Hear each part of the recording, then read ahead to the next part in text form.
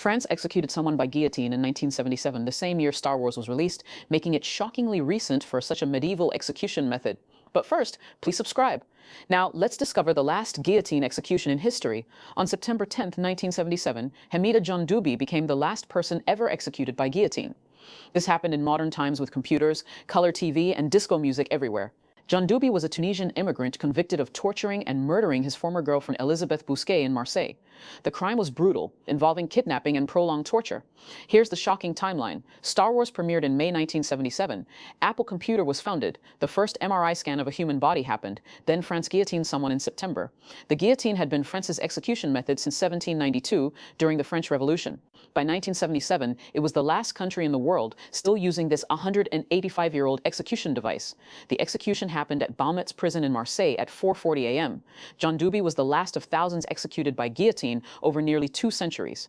The guillotine was considered humane when invented because it killed instantly, unlike hanging or burning.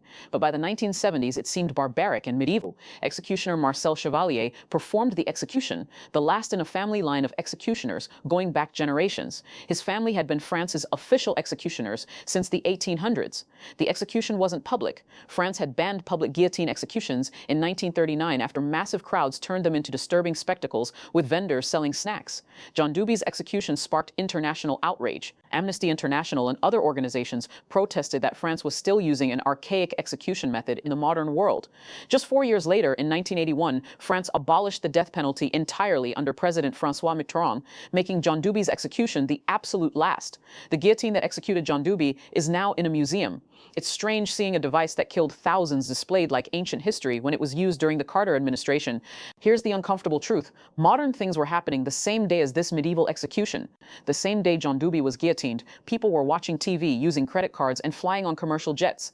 The last guillotine execution happened closer to today than to the French Revolution. Someone born when the guillotine was invented in 1792 would be long dead, but Djandoubi's execution happened just 48 years ago.